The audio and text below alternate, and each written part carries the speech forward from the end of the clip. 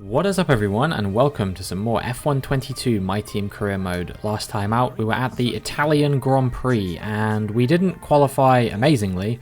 We were P6, but we managed to make a few recovery overtakes in the wet conditions, and we made our way up into P4. So it wasn't a bad race overall, and yeah, we've managed to keep our gap at the top pretty solid for now. It's in the 50s.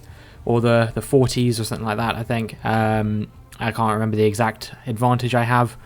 But nonetheless, yeah, things are looking pretty solid for us right now. All we really need to do going forward in the next 7 races is just get some solid performances on the board, make sure that we don't have any major mistakes, and yeah, just try and hold on to the position we've got. I'm still setting out my target of trying to win every race on the calendar at least once, and there's only 3 more races left this season that I haven't won, including this one, the Singapore Grand Prix. I've never ever won it before, so it would be nice to try and win it and extend our advantage at the top even further. You know, like I said, I think Alex Albon is about 40 points behind us at the moment, but I've definitely had that kind of deficit overcome before. Granted, I was that far ahead earlier in the season when it happened last season, but yeah, I was leading the championship at the halfway mark by about 40 points or so, if I remember correctly, and then Norris actually managed to overtake me in the championship in Singapore, and it wasn't for a couple races before I finally managed to get that position back once again. So yeah, I mean, lots of things possible still in this championship. Just because I'm leading by quite a lot doesn't mean I'm nailed on to win it necessarily. And yeah, I just need to make sure I stay on top of my game, basically, to make sure that nobody can cause a bit of an upset on us. That guy's hand went through his laptop then. I don't know if anyone else saw that. But yeah, anyway, so practice was fine. I actually don't think I had as much pace as it might look like. It rained pretty early in the session before most people were able to do representative runs. So yeah, I don't think I was quite as good as I perhaps look. I think that a lot of these guys will probably be a lot closer to us on quali day. But yeah, I mean, in the quali pace program, I was about 4 seconds off the target they wanted me to do. And granted, those targets usually are pretty over the top in my experience, especially once you get to this stage in the season. They seem to think that you're going to be capable of doing near impossible lap times. I did a 1:37 and they wanted me to do a 1:33, so I don't know. But yeah, I guess we'll see what the quali times are like here when we get into qualifying and whether they're any closer to a 1:33. I'll be surprised if anyone's in the 1:33s, but maybe it's possible, who knows. Anyway, we get out onto track, and this is our first flying lap of Q1, and I'm going to try things a little bit differently this time. I think if it looks like I'm going to make it through the session, I probably will go out again, but I might go out on the same set of tyres to try and save the tyres, because that way we can avoid quali glitch while also not having to burn an extra set of tyres for no reason. So this is me on the same set of tyres again. Unsurprisingly, I go a lot slower than I did before, but I still managed to make it through the session with no real issues in P11. So yeah, that was not too big a deal. And yeah, you can see here we are through. Albon in P3 there, and whilst we're a little bit off the pace at the moment, I don't know if I necessarily did a particularly representative lap time, but I didn't need to get through. No real shock exits here. I guess both of the AlphaTauris being out is a bit surprising, considering they've been up at the sharper end of the grid at times this season. Like Magnussen was running in P4 for a bit in the Italian Grand Prix.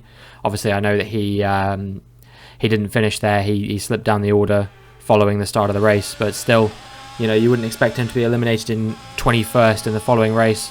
So yeah, this is my run on fresh tyres this time. I went out first on the fresh tyres, and I'm going to try and go out on this set again, or a new set if I need them.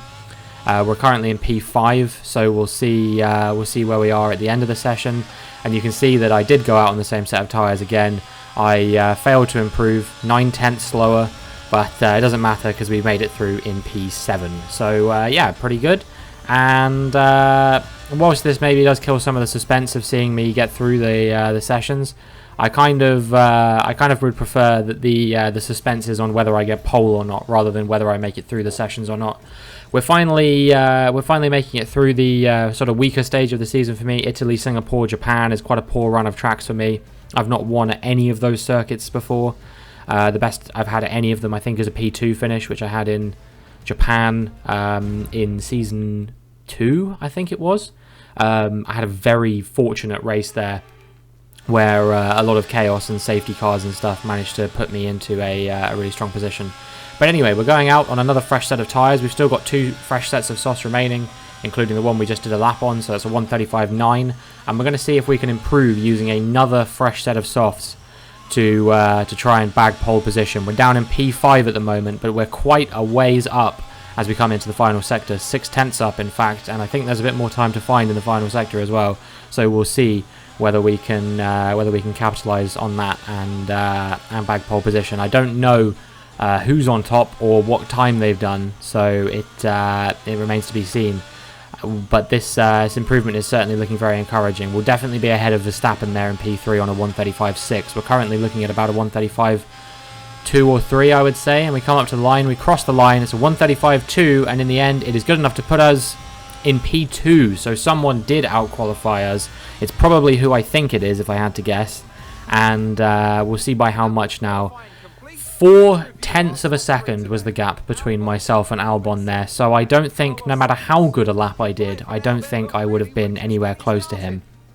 Certainly, we were all a far cry from a 133, that's for sure and certain. Alex Albon doing the best time of the weekend with a 134.8, but yeah, not looking too terrible. We're running 1-2 at the start of the race, that means, so I can't be too disappointed with that. Front row lockout. And yeah, hopefully we can capitalise on this. We can bring it home in either configuration. It doesn't really matter at this point. I am happy to sort of let the team race, because I know that we're very comfortably leading the Constructors' Championship. I'm comfortably leading the Drivers' Championship. I'm sure Albon will want to hold on to that position, but at the same time, you know, if I can wrap the championship up earlier, that would be amazing, because then we have less to worry about in the end of the season, in the latter stages, and I can just enjoy the final few races. And then we'll reset and go again for another season, which will probably be the final season, if I'm being honest with you, because, you know, F1 23 just around the corner. There was an announcement yesterday as this video is airing, but I haven't seen it yet because I'm recording it the day before. And yeah, we'll see who can win when we get into the race. Against the spectacular backdrop of the Singapore skyline, Formula One returns once again to do battle in what tends to become something of an endurance race, with the notorious sauna-like temperatures in the cockpit making for an extremely physically challenging race. The Marina Bay Street Circuit then has 23 corners, 13 to the left and 10 to the right, taking us a total of 3.1 miles around the landmarks of downtown Singapore. An average lap speed around here, just 107 miles per hour. Off the back of a fantastic qualifying session, it's time to see how our starting grid looks like for today's race. What a great lap from Alexander Albon yesterday. He'll start from pole position, and Robinson completes the front row. Looking down the rest of the grid, we have Sainz, Verstappen, Daniel Ricciardo, and Leclerc, Norris, Gasly, Russell and Robert Schwartzman, Fittipaldi, Lundgaard, Esteban Ocon and Fernando Alonso, Mick Schumacher, Théo Pourchaire, Lance Stroll and Yuki Tsunoda, Oscar Piastri, Joe, Magnussen and Nicholas Latifi. It's almost time for the lights to go out, so let's head down to the track where preparations are underway. It's race day yet again, and joining me for a chat is Natalie Pinkham. Now, our racers are certainly in for a rough day today. What will you be watching for as they go down into turn 1? Well, the start of the race is always one of the most nerve-wracking parts. You have to hope that everyone is able to get a clean start. And this is possibly the trickiest part of the entire race. So many drivers in such a small space. And finding your braking point into turn 1 as well. It's testament to the driver's skill that there aren't more incidents.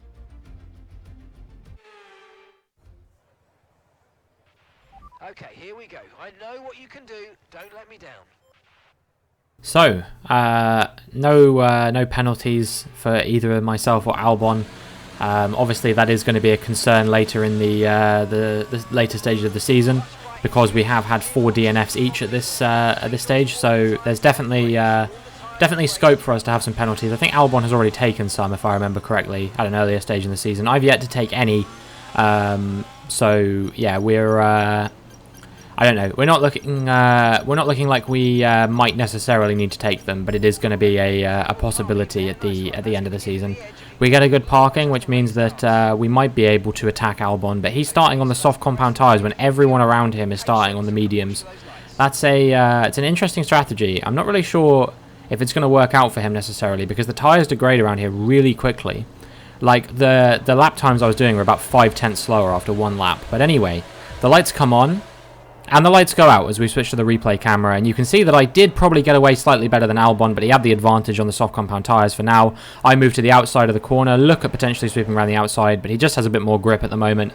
Those soft tyres are clearly still well within their operating window, and we will see whether he can build a sufficient advantage to me to maintain that. The other thing that I was thinking about with this tyre strategy for Albon is that if he's pitting and there's a lot of cars behind who are going to be on the medium compound tyre, he is going to be stuck in some serious traffic after his first pit stop. And that is, I don't know. This is a really difficult track to overtake at. So I don't know if he's going to be able to like cut his way through the field, making multiple overtakes a lap if he gets caught up in like a DRS train or something like that.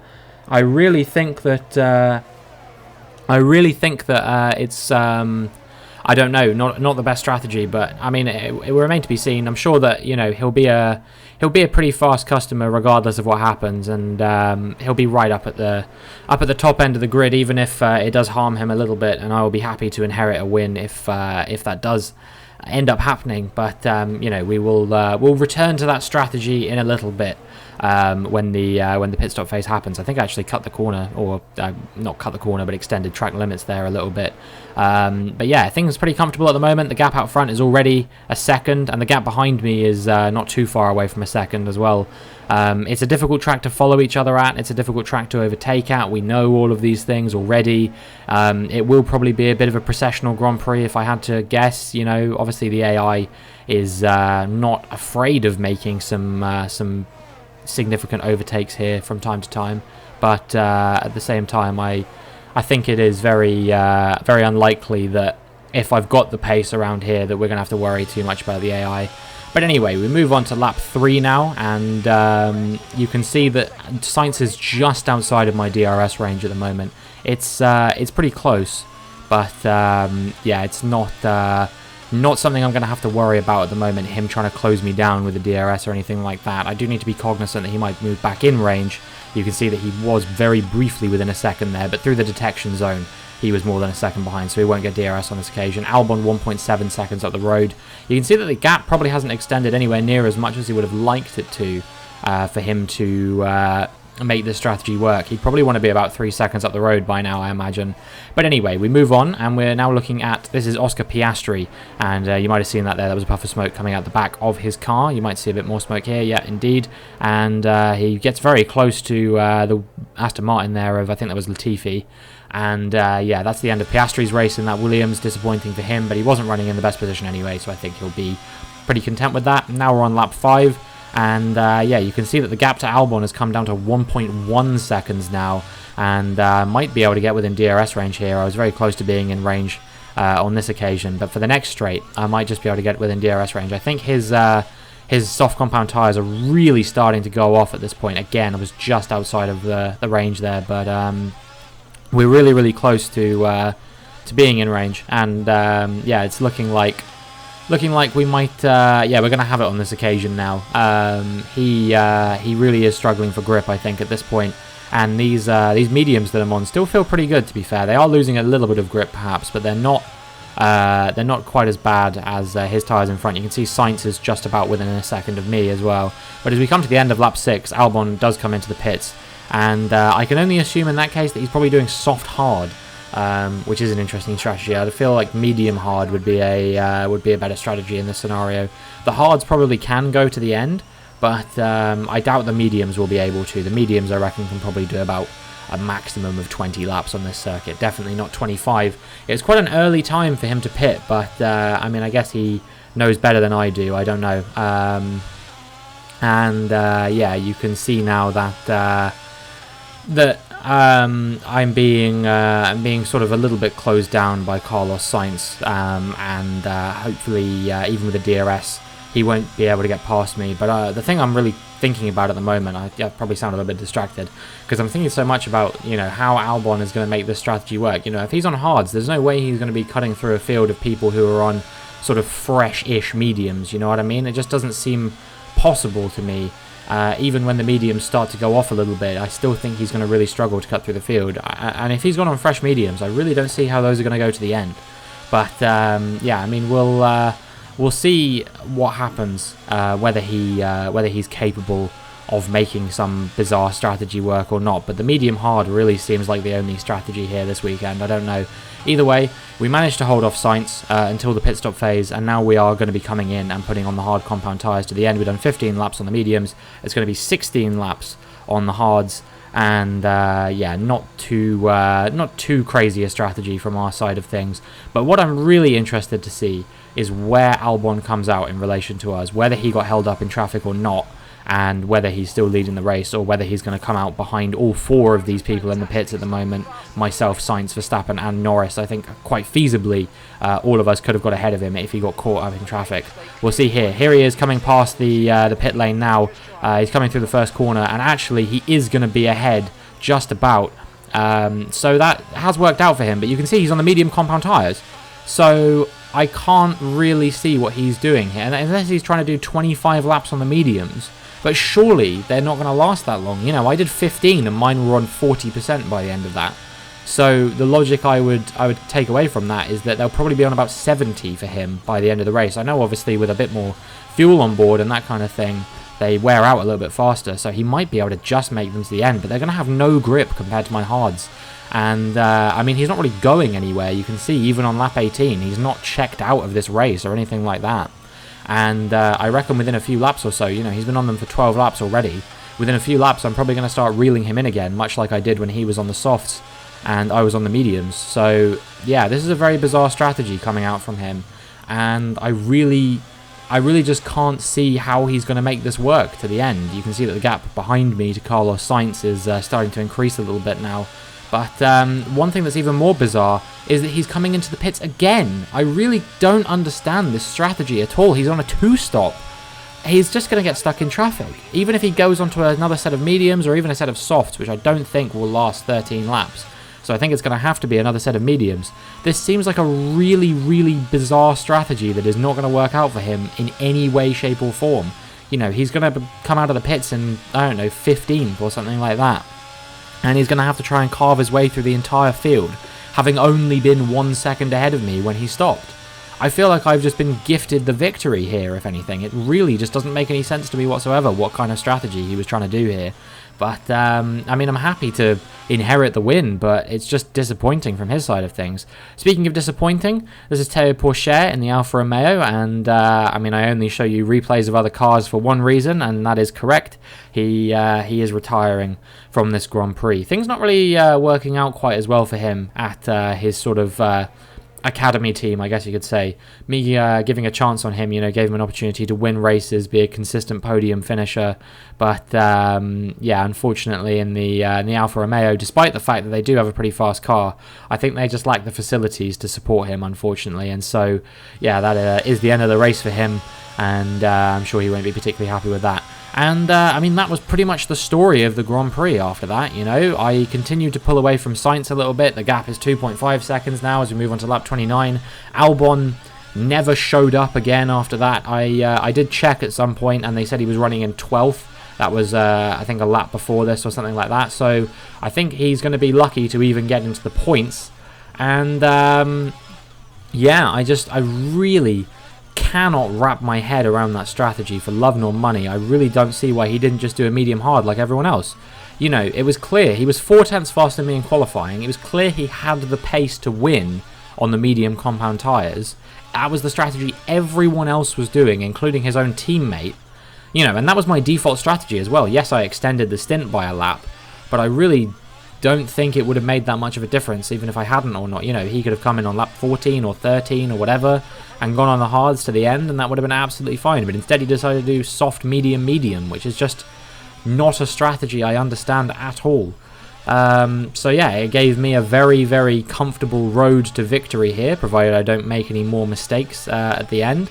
And there was just, you know, I didn't really have to work for this one at all. I started second, and my job was done from qualifying and from Albon doing that very strange strategy. Sainz at times maybe looked like he had the pace to get ahead of me here, but at the end of all of it, it was, you know, just, you know, gifted, really gifted, completely awarded to me, perhaps undeservingly based on the pace I was showing.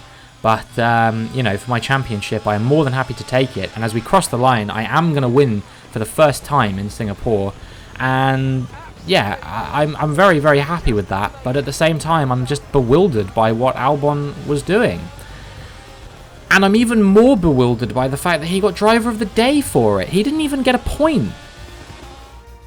A nearly flawless performance here then, and a commanding victory. Natalie Pinkham, how do you think they were able to set themselves apart today? I think it was clear what the main contributing factor out of the track was: speed. It sounds like an awfully reductive statement, but fast cars win races, and we saw that today with our winner.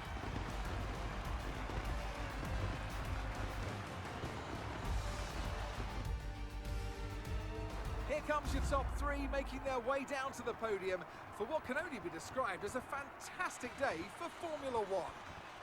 So yeah, it is myself on the top step with Sainz and Verstappen flanking me. And yeah, I don't even want to know how many points we'll be leading the championship by now, because Leclerc didn't have a particularly good weekend either. I think he finished 7th or something like that. Norris was off the podium, Gasly was off the podium. You know, I'm really running away with it, and after Albon failed to score points there, I think that is this championship wrapped up in a bow. I think even if I didn't show up to the last 5 Grand Prix, there'd still be a chance I would win it, to be honest with you, because yeah, I just can't see how anyone's going to close me down from here. So then, it's time to see how this result affects the Drivers' Championship. Robinson increases their championship lead. Let's focus on the driver of the day. Natalie Pinkham, come on, who do you pick? Well, it's absolutely got to be Alexander Albon, no hesitation. He put in a performance today that's only going to build further on his already growing reputation. It's time to see how things are shaping up in the Constructors' Championship. The current leaders continue to extend their lead at the top. And with that, we wrap up another weekend of motorsport action. But with more races lined up, be sure to join us when we come back with more Formula One. So I'm now leading the Drivers' Championship by 66 points with 6 races to go. So all the 6s on this occasion, I guess. And yeah, only 4 points separate Norris, Leclerc and Albon at the top of the table, with Albon leading. Sorry, in P2, I guess, not at the top of the table. Albon leading the charge for P2 at the moment. I think he can pretty much write off his championship chances as a result of this, this result. And yeah, he got driver of the day. I guess I can kind of understand why, because the strategy wasn't really his fault. He just does what the team tells him to. And, you know, I don't doubt he made a number of overtakes to get back into P11. But at the same time, you know, he didn't overtake a Haas to actually get a point from this race. I reckon if he'd had one more lap, looking at the time between them, I think it was about 0.03 of a second. So I reckon, yeah, if he'd had one more lap there, he probably would have managed to pip Schwartzman for that last point. But he didn't. And he, you know, really just struggled his way to a P11 in a race where he started on pole. So I really don't see how you can award driver of the day for that kind of thing, even if the reason why he was in that position was not his fault. It doesn't make any sense, you know. Surely you would want to award driver of the day to someone who'd actually, you know, made overtakes for position to improve their standing in the race. And there were a few people that I imagine did that, you know. I mean, even me, whilst I might not have made an overtake on Albon, I did increase my position. You know, I started second, finished first. So it seems like you'd rather award driver of the day for that kind of thing. I don't know. But anyway, I'm not gonna dwell on it. It just surprised me so much. But yeah, we have a few more difficult races coming up that I've never won at. Japan and the USA are the last 2 races this season where I have yet to win. Apart from that, I was working it out, and I think Australia, Spain, Azerbaijan and Italy are the only other tracks on the calendar where, and Hungary as well, are the only ones where I've never picked up a win before. So if I can win at Japan and the USA going forward, then there'll only be 5 that I need to win next season in, like I said, Australia, Spain, Azerbaijan, Hungary and Monza. And that'll be it after that. So those will be the ones that I'll be targeting. And we'll see if we can win those to hopefully really cement my legacy as a legend of the sport. I mean, when you become a 3-time world champion, you're pretty much a legend anyway, right? And I don't think there's much that can deny me being a 3-time world champion at this point. Obviously, we could get on a string of really bad form or really poor reliability or anything like that. A couple difficult tracks coming up for me now in Japan, and I mean, I'm pretty good at the USA, but we always get really unlucky there, so who knows? But I am looking forward to seeing what the next few races hold and whether we can close down the championship. But that is going to be it for this video. If you enjoyed, please make sure you like and subscribe, and hopefully I will see you in the next one.